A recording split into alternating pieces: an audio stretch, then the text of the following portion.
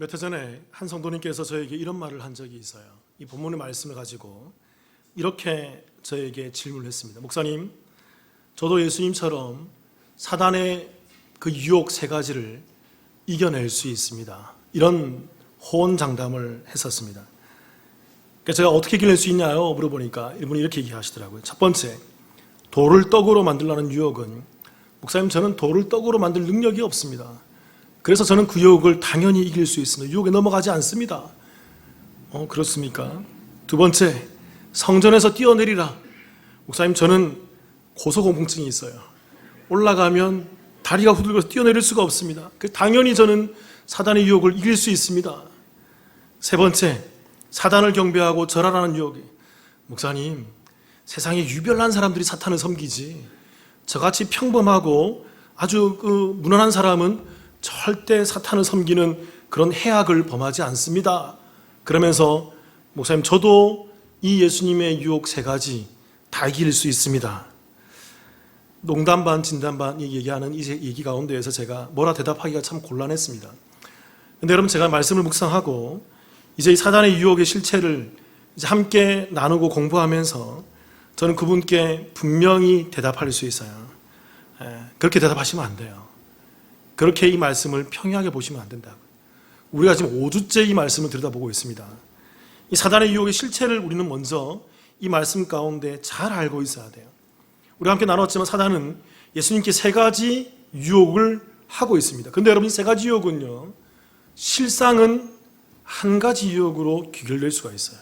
하나로 통합할 수가 있어요. 살펴보면 첫 번째 유혹은 무엇입니까? 마태복음 4장 3절 함께 읽어볼까요? 시작. 시험하는 자가 예수께 나와서 이르되 내가 만일 하나님의 아들이거든 명하여 이 돌들로 떡덩이가 되게 하라.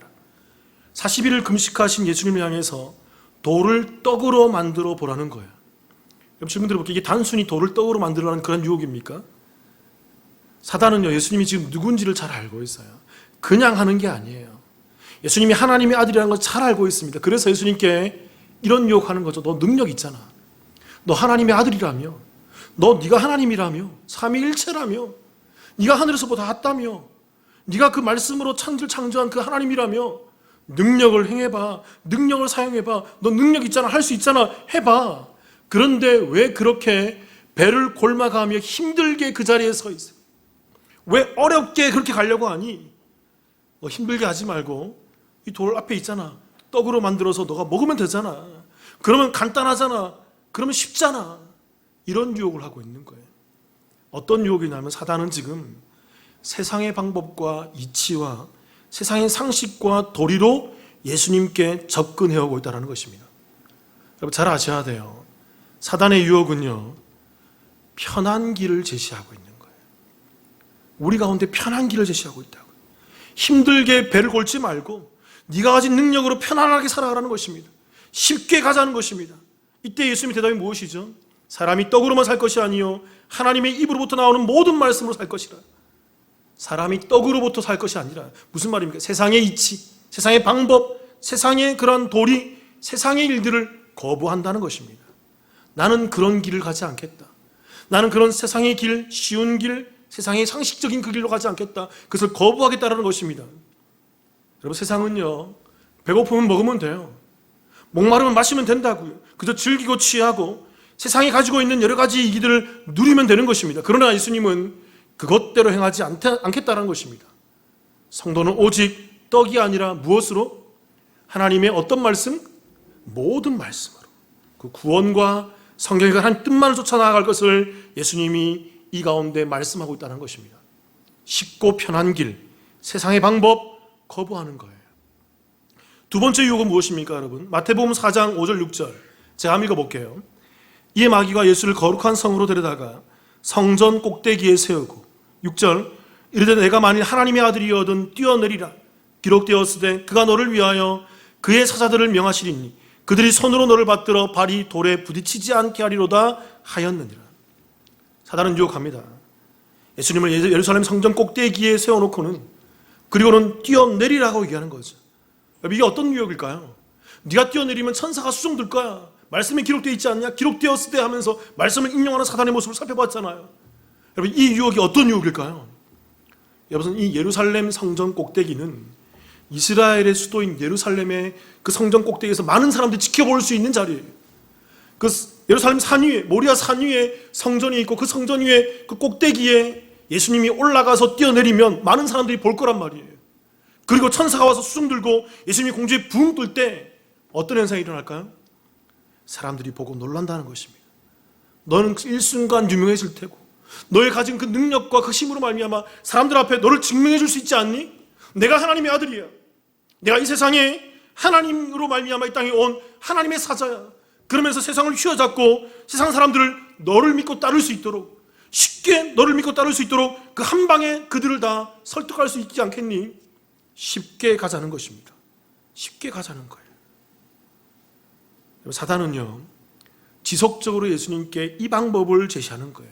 쉬운 길, 편한 길, 세상 사람들이 다 하는 길, 누구나 다 상식적으로 이해할 수 있는 길, 누구나 다 동의할 수 있는 그 길, 어렵게 가지 말자는 거예요. 그 길이 옳다는 것입니다.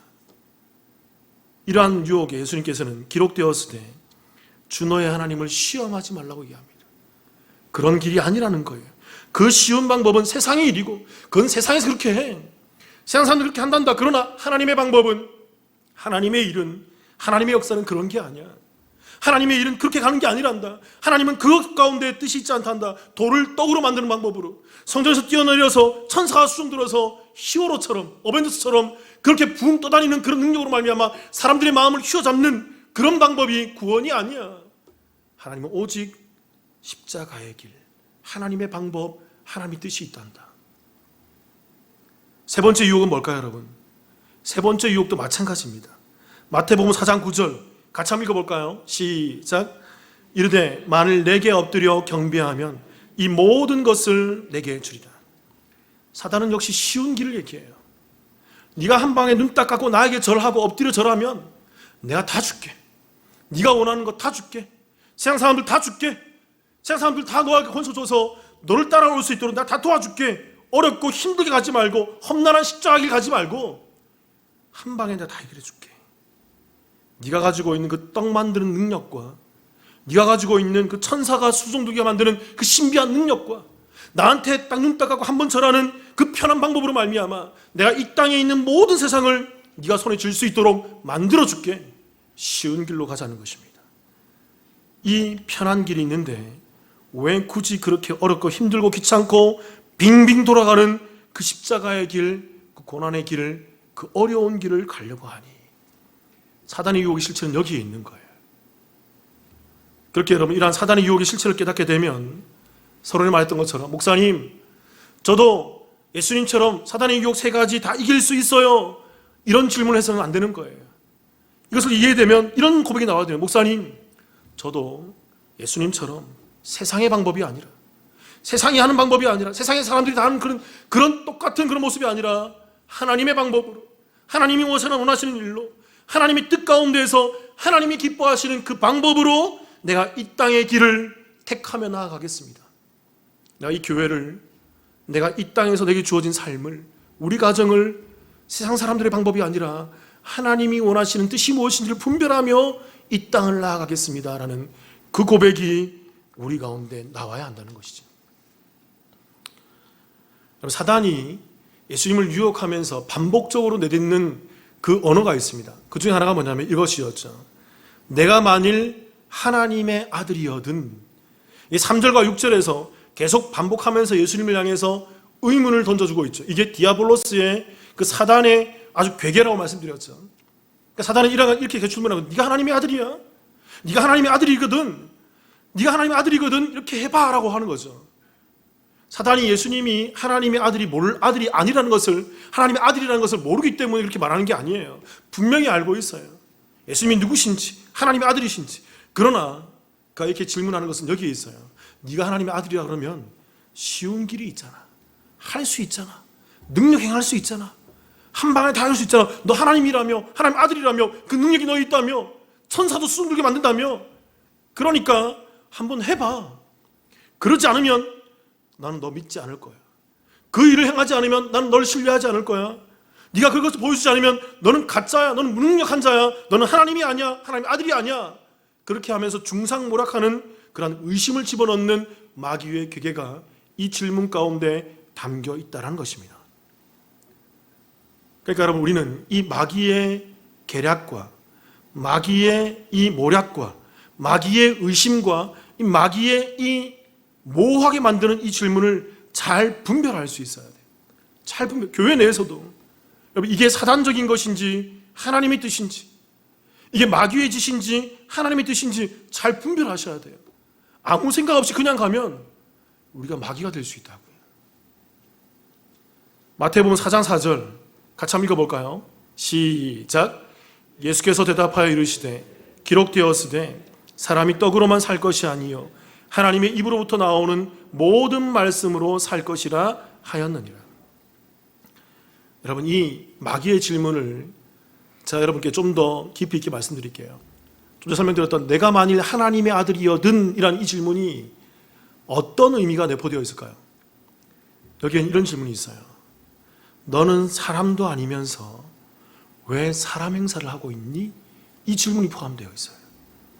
네가 하나님의 아들이어든, 너는 하나님의 아들이라면서, 하나님이라면서 왜 네가 하나님이면서, 하나님의 아들이면서 왜 사람 행세를 하고 있어? 그 질문이 여기에 포함되어 있다고요. 그래서 예수님 그 질문 가운데 마태복음 4장 4절 대답하여 이르시되 사람이 떡으로만 살 것이 아니요 하나님의 입으로부터 나오는 모든 말씀으로 살 것이라 하였느니라 하시니, 이 질문이, 이 대답이 어떤 일일까요, 여러분? 이 대답은 두 가지 의미가 내포되어 있습니다. 첫 번째는요, 이런 대답을 하고 있는 거예요. 나는 사람이라는 거예요. 여러분. 무슨 말인지 아시겠습니까? 나는 사람이라는 거예요. 예수님은 하나님의 아들로 이 땅에 오셨지만 지금은 사람의 몸을 입고 있고 사람으로서 이 땅에 와 있다는 것입니다. 그렇게 예수님은 사람의 모습으로 이 땅에 오셔서 사람의 모습으로 이 땅을 살아가야 할 사명이 있음을 우리 가운데 얘기하고 있다는 거예요. 그래서 나는 사람으로 와서 이 땅에서 사람의 사명으로 그 십자가를 지고 가야 돼. 그 십자가가 바로 하나님의 모든 말씀이란다, 구원이란다, 복음이란다. 또 두 번째, 예수님의 이 대답은요, 이런 의미예요. 사람이라고 한다면, 난 사람으로 이 땅에 왔고, 두 번째, 사람이라고 한다면 사람은 떡이 아니라 무엇으로 살아가야 된다? 하나님의 어떤 말씀? 모든 말씀으로. 그러니까 여러분, 이 땅의 사람, 성도, 하나님의 백성, 예수를 닮은 사람, 예수를 믿는 그 사람들은 이 땅에서 사람으로서 무엇을 의지하며 살아야 돼요? 세상이 아니라, 세속이 아니라, 도리와 이치와 상식과 그런 세상의 방법이 아니라 무엇으로? 하나님이 주시는 어떤 말씀? 모든 말씀으로 하나님의 뜻을 분별하며 이 땅을 살아갈 수 있어야 한다는 것입니다. 그게 예수님을 닮은 사람의 모습이에요. 그게 예수님을 닮은 성도들의 모습이라고요. 마태복음 16장 21절 22절 같이 한번 읽어볼까요? 길지만 함께 읽어보겠습니다. 시작. 이때로부터 예수 그리스도께서 자기가 예루살렘에 올라가 장로들과 대제사장들과 서기관들에게 많은 고난을 받고 죽임을 당하고 제3일에 살아나야 할 것을 제자들에게 비로소 나타내시니, 22절, 베드로가 예수를 붙들고 항변하여 이르되 주여 그리 마옵소서, 이 일이 결코 주께 미치지 아니하리이다. 자, 남북교회 와서 2년 전에 와서 의미 있게 강의 설교하면서 제일 첫 번째로 선택했던 본문이 마태복음 16장에 있는 이 본문이었어요.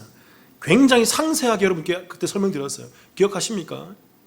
이때 예수님께서 이렇게 얘기하신다고. 내가 이제 곧 죽고 고난받고 죽고 3일 만에 살아날 거야. 이 십자가의 길, 비아돌로로사, 고난의 길을 얘기하시자 예수님의 그 수제자였던 베드로가 어떻게 합니까? 항변하여서 예수님 그리 마옵소서, 이 일이 결코 주께 미치지 않겠습니다라고 하면서 내가 맡겠습니다. 내가 주님이 죽지 않도록. 예수님이 왜 죽습니까? 나의 스승이 예수님이 왜 죽습니까? 내가 보호해드리겠습니다. 내가 힘이 있어요. 내가 지켜드리겠습니다. 그런 말을 하고 있다고요. 자, 그때 이런 설명 드렸죠, 여러분. 스승이 고통받는다는데, 스승이 고난받는다는데 제자들이 그것을 막아내고 제자들이 그것을 도와주는 게 잘한 거예요? 못한 거예요? 잘한 거잖아요. 이게 세상이라고요, 여러분. 그게 옳은 거라고요. 그게 착한 거라고요. 그게 의로운 거라고요. 그게 세상의 선이라고요. 이게 세상이 말하는 착함과 선이고 세상의 의고 세상의 옳음이며 세상의 정의라는 것입니다. 그런데 그러한 베드로의 모습 가운데 예수님께서 그 다음 절을 이렇게 하십니다. 23절, 예수께서 돌이키시며 베드로에게 이르시되, 탁 돌아보시는 거예요. 순간 돌아보시면서 딱 내뱉는 말이 뭡니까? 사탄아, 내 뒤로 물러가라. 너는 나를 넘어지게 하는 자로다. 내가 하나님의 일을 생각지 아니하고 도리어 사람의 일을 생각하는도다 하시고, 세상 착한 베드로를, 세상 의로운 베드로를, 세상 옳고 정의롭고 선하고 정말 너무나도 귀한 베드로를 예수님께서 뭐라고 부르세요? 오늘 40일 금식하고 유혹해오는 그 사단에게 했던 그 언어, 그 문장 그대로를 베드로에게 쓰고 있는 것입니다. 동일하게 사탄아 물러가라. 베드로는 40일 후에 금식 가운데 유혹해오는 그 사탄과 오늘 16장에 나오는 이 베드로는 같은 존재예요. 예수님이 그를 같은 존재로 보고 있다고요. 사탄아 물러가라. 왜 그럴까요, 여러분? 세상의 이치로 예수님께 나아오는 게 사탄이에요. 여러분 잘 아셔야 된다고요. 세상의 방법으로 교회에 나와서 어떤 일을 진행하는 게 사탄이라고요. 세상 사람들이 이렇게 한다고 해서 교회에서 이렇게 해야 됩니다. 이게 사탄이라고요. 때로는 이 일이 십자가를 가로막는 길로 설 수 있다고요. 때로는 이 일이 복음을 가로막는 길로 설 수 있다고요. 때로는 그 일이 세상의 좋음이 예수님의 십자가의 길을 막아서는 길로 설 수 있다고요. 세상의 모든 사람들이 하는 그 일이 교회에 와서는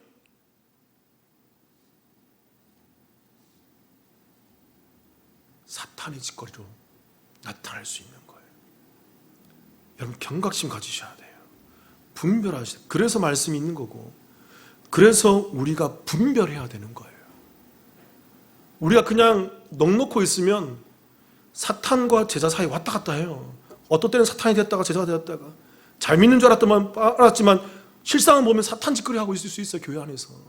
목사인 저도 마찬가지고 여러분도 마찬가지고. 마태복음 16장 24절 같이 한번 읽어보겠습니다. 시작. 이에 예수께서 제자들에게 이르시되, 누구든지 나를 따라오려거든 자기를 부인하고 자기 십자가를 지고 나를 따를 것이다. 이제 이게 이해되면 이 말이 분명히 이해되는 거예요. 자기를 부인하라. 이게 뭘까요? 세상의 이치를 내려놓으라는 것입니다. 세상의 방법들, 다른 교회가 그렇게 한다고, 다른 단체가 그렇게 한다고, 다른 사람이 그렇게 한다고, 다른 목사가 그렇게 한다고, 다른 성도가 그렇게 한다고, 다른 장로가, 다른 권사가, 다른 집사가 그렇게 한다고 똑같이 가다가는 다 죽는 것입니다.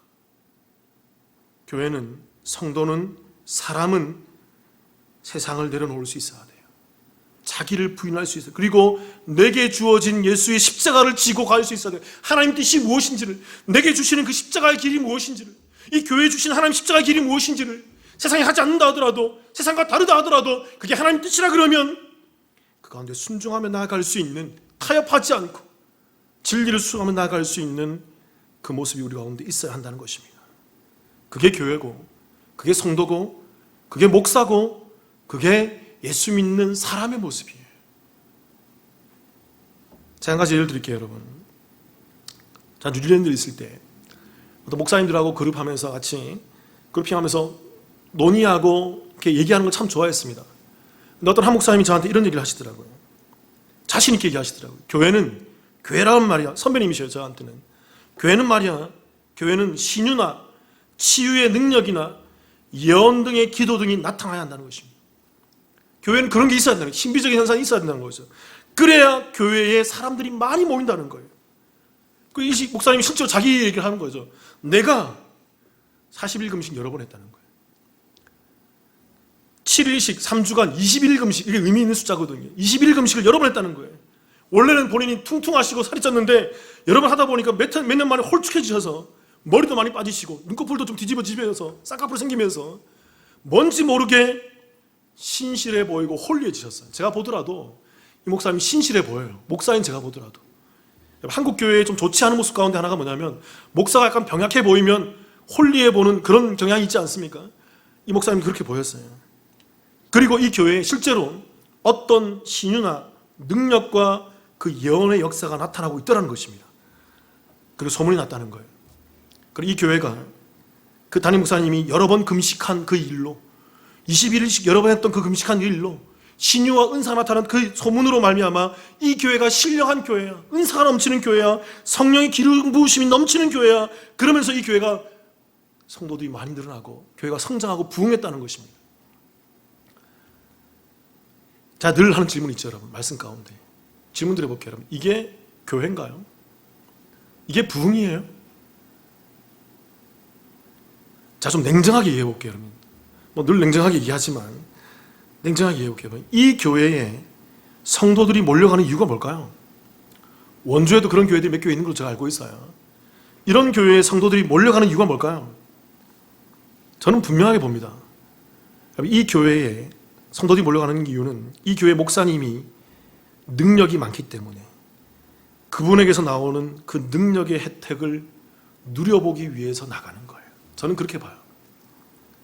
복음과 십자가와 구원도 좋지만 그것은 멀리 있는 거예요. 잡히지 않는 거예요. 뜬구름이에요. 눈에 보이지 않는 거죠. 당장 현실의 떡이 좋아 보이는 것입니다. 당장 눈앞에 있는 어떤 능력이 좋아 보이는 거예요. 그래서 마치 돌을 떡으로 만들 것 같은 목사님을 통해서, 마치 성전에서 뛰어내리면 천사들이 와서 받쳐줄 것 같은 그 목사님을 통해서, 마치 하나님의 동격과 같은 보이는, 하나님과 동등해 보이는 그 신령한 목사님을 통해서 어떤 혜택을 누려보려고 그 교회에 나가는 거 아닐까요? 또 하나 질문 드려볼게요, 여러분. 교회에 어떤 능력과 역사와 신유와 그런 신비한 형상들이 나타나야 합니까? 그래서 교회에 은사가 많아져서 많은 병자들이 치유되고 귀신들이 떠나가고 방언이 터지고 예언이 선포되며 안수하면 뒤로 넘어지고 그런 일들이 많이 나타나야 되는 것이에요, 여러분. 이게 뜨거운 교회고, 이게 성령 충만한 교회고, 이게 성령의 기름 부으심, 어노인팅, 그런 해서 홀리한 그런 교회입니까?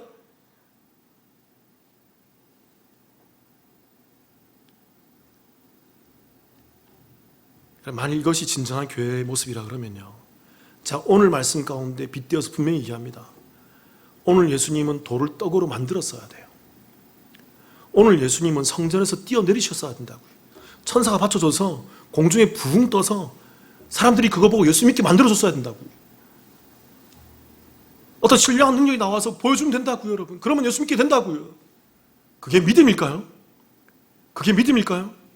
그런 게 성령의 은사고, 그게 교회고, 그게 하나님의 능력이라 그러면 저는 이렇게 분명히 얘기할 수 있어요. 우리 교회 오시다가 우리 교회 들어오지 말고 딱 비껴나가서 옆에 가서 70m만 가면 여기 무슨 선녀가 있더라고요. 기와집에서 지어놓은, 우리 교회만큼 큰 선녀집이 있더라고요. 거기 가서 그분께 헌금하시고 그분께 여러분 기도 제목 내놓으세요. 치유됩니다. 능력이 나타난다고요. 저 치유되지 않는다고 얘기하잖아요. 절에서 스님이 기도했는데 암이 나왔다는 그런 보고들이 있어요. 무속인간이 구판했는데 병이 치유됐다는, 귀신이 나갔다는 그런 일들이 있어요. 성경에도 그런 역사가 나온다고요. 귀신이 귀신을 쫓아내는 역사가 나타난다고요, 여러분. 그게 성령의 능력일까요? 그게 교회일까요? 예수님은 돌을 떡으로 만들지 않으셨습니다. 성전에 뛰어내리지도 않으셨어요. 세상의 떡, 세상의 방법, 세상의 쉬운 길을 가지 않으셨어요. 왜요? 그게 하나님 뜻이 아니기 때문에. 그렇게 하는 것이 하나님 뜻이 아니기 때문에 그런 거예요. 그 길이 십자가의 길이 아니기 때문에 그래요. 그 길이 구원의 길이 아니기 때문에 그렇습니다. 치유되지 않고 방언도 하지 못하고 예언 말하지 못하고 일이 잘 풀리지 않고 금리빨이 생기지 않고 손과 얼굴에 금가루가 내리고 뿌리지 않는다 하더라도 그런 곳에 현혹되지 마세요, 여러분. 거기에 진리가 있지 않아요. 교회는요, 십자가의 도를 통해서 구원받는 성도들이 많아지는 게 교회예요. 말씀을 깨닫고 이 말씀 안에 있는 구원이 뭔지, 십자가의 도가 뭔지, 십자가의 길이 뭔지, 예수가 누군지, 복음이 누군지, 성경 66권 전체가 뭘 말하고 있는지를 이걸 깨닫고 아는 사람들이 이 교회에 나와서 함께 많아지고 함께 삶을 나누고 함께 신앙을 모습을 뜨겁게 감당하는 것이, 이게 교회, 그런 교회 성도들이 많아지는 것이 좋은 교회고, 그런 성도들이 함께 모여있는 것이 성령 충만한 교회고, 그런 교회들이 모여서 함께 예배를 드리고 있는 것이 건강한 교회이며, 그런 성도들이 모여서 함께 예배 가운데 기도하는 것이 뜨거운 교회의 모습이라고요.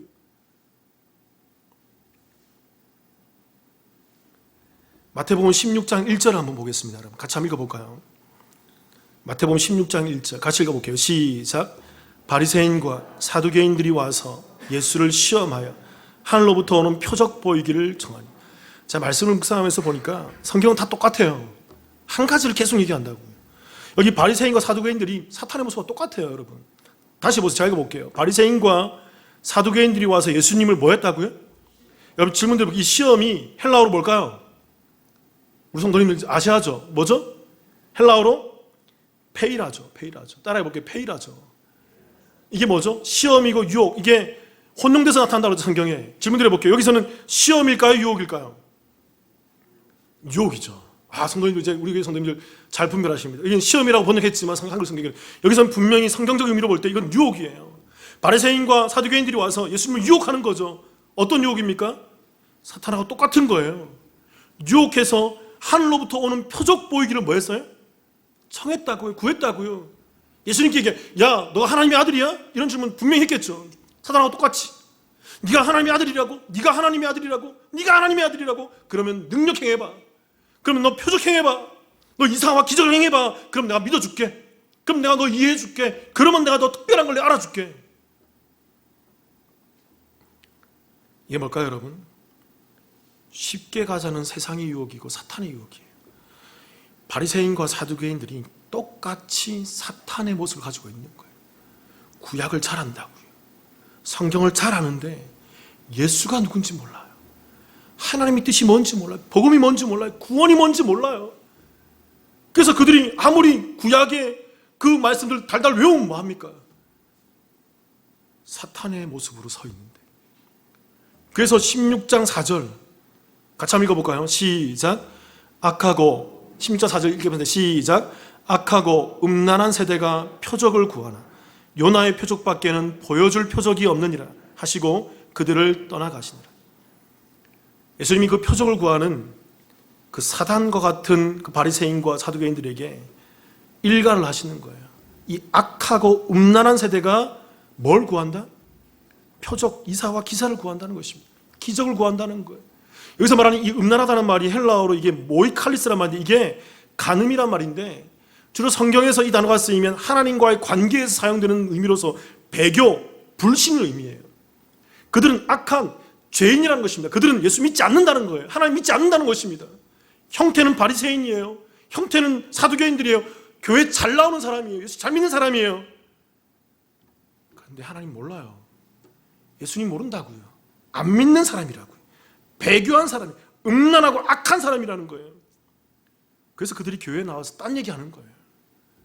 하나님 바라보면 딴 얘기하고 있다고요. 비나이다 비나이다 그러면서 기적과 이사와 세상의 이치와 방법만을 가지고 와서 그러면 내가 합리적으로 믿어줄게. 그렇다면 성도는 이러한 세상과 하나님의 뜻 가운데에서 어떻게 살아가야 될까요? 우리는 어떻게 살아야 될까요? 제가 한 가지 길을 여러분께 제시해 드릴게요. 누가복음 22장 40절입니다. 같이 한번 읽어볼까요? 함께 읽겠습니다. 시작. 그곳에 이르러 그들에게 이르시되 유혹에 빠지지 않게 기도하라 하시고. 여기 유혹, 이 단어도 뭘까요? 헬라어로 페이라조입니다. 이건 명사형으로서 페이라스모스랍니다. 동사형으로 페이라조고 여기 명사형으로 기록되어 있어요. 유혹, 페이라스모스. 여기서 정확히 이 유혹의 의미로 잘 번역했어요. 예수님께서 기도하는 거 제자들에게 와서 얘기하는 거죠. 유혹에 빠지지 않게 기도해. 나를 위해서도 기도해줘. 그러면서 42절 제가 읽어볼게요. 예수님이 기도입니다. 이렇게 기도하세요. 22장 42절 이르시되 아버지여 만일 아버지의 뜻이거든 이 잔을 내게서 옮기시옵소서. 그러나 내 원대로 마시옵고 아버지의 원대로 되기를 원하나이다. 이게 누구의 기도라고요? 예수님이 기도해요. 예수님이 뭘 위해서 기도할까요? 유혹에 빠지지 않게 기도하는 거예요. 세상의 길과 하나님의 뜻을 분별할 수 있기 위한 기도입니다. 세상은 사단의 유혹에 그 길로 가지 말라는 거예요. 쉽게 가자는 것입니다. 예수님도 괴로운 거죠. 이 길이 하나님의 뜻이 십자가의 길이 구원의 길이 하나님 방법이 너무 힘들었던 그래서 할 수 있거든 이 잔을 내게서 옮기시옵소서. 그 기도하고 있는 거예요. 그러나 내 뜻대로 마시옵고 아버지의 원대로 되길 원합니다. 내가 원하는 세상의 길이 아니라 사단의 길이 아니라 하나님의 뜻, 하나님의 방법, 십자가의 길, 구원의 길 그걸 위해서 기도하고 있다는 거예요. 그래서 여러분 성도들은요 교회에서 뭘 위해 기도해야 될까요? 내가 하나님 뜻 분별할 수 있도록 내가 하나님 뜻 잘 분별할 수 있도록 하나님 나를 인도해 달라고 그 기도하셔야 돼요. 목사인 저도 여러분들도 하나님 뜻이 무엇입니까? 내가 잘 전할 수 있도록 우리가 분별해서 우리 교회 잘 감당할 수 있도록 내가 잘 살아갈 수 있도록 뜻 가운데 나아갈 수 있도록 그걸 위해서 기도하는 게 성도의 기도고 이게 분별을 위한 성도만이 할 수 있는 기도라는 거예요. 그리고 이런 기도할 때 그 뒤 23절 43절 이런 역사가 있는 것입니다. 같이 한번 읽어볼게요. 시작. 천사가 하늘로부터 예수께 나타나 힘을 더하더라. 성전에서 뛰어내릴 때 천사가 수종드는 게 아니고요. 돌을 떡으로 만들었을 때 하나님이 도와주시는 게 아니고요. 하나님의 뜻 가운데 순종해서 그 십자가의 길 가운데 서서 하나님의 뜻을 바라보며 제대로 된 기도를 할 때, 하나님 뜻 가운데 온전한 기도를 할 때, 그때 천사가, 하늘의 천군 천사를 하나님께서 보내셔서 우리를 뭐 할까요? 수종들며 우리 가운데 힘을 더하면서 우리를 붙들어 주는 거죠. 하나님, 저 충군이가 저 복음 가운데에서 저 사역 잘할 수 있게 해달라고, 타협하지 않게, 자꾸 귀가 얇아지지 않게, 선도들이 자꾸 이 얘기하고 저 얘기하는데 거기에 혼란하지 않게 말씀 보고 성경 보고 나아갈 수 있게 하나님 붙들어 주옵소서. 그때 힘을 더하고 응원하면서 제대로 갈 수 있도록 은혜를 더해주시는 거예요. 사랑성도 여러분, 성도가 이 땅을 살아가는 원리가 뭘까요? 떡입니까? 능력입니까? 치유입니까? 신유입니까? 어떤 신비한 은혜인가요? 신비한 체험인가요? 문제 해결인가요? 그런 거 아니에요. 성도가 원하고 구하고 따라가야 할 것은 은혜, 그 은혜는 뭐냐면 치유가 있지 않더라도, 기적이 일어나지 않는다 하더라도, 현실적인 문제 해결되지 않는다 하더라도 그 속에서 내가 예수 믿고 십자가 길 가운데 구원받는 자로 어떠하든지 간에 주의 길로 나아가는 것, 하나님의 뜻 가운데서 내가 복음을 외면하지 않고 하나님을 외면하지 않고 주님만 바라보고 나아갈 수 있는 것, 이게 성도가 이 땅을 살아가야 할 삶의 원리인 거예요. 저와 여러분이 지금은 떡이 없고 아프고 해결되지 않는 문제의 연속 가운데 있다 하더라도 오직 예수만 바라보며 예수를 의지하며 내게 임한 구원에 감사하고 그 구원을 날로 날로 이루어가며 주님과 함께 이 땅을 끝까지 십자가의 길 가운데서 완주하는 그 참으로 신실한 하나님의 성도, 하나님의 사람이기를 주님의 이름으로 축원합니다. 같이 한번 기도하십시다.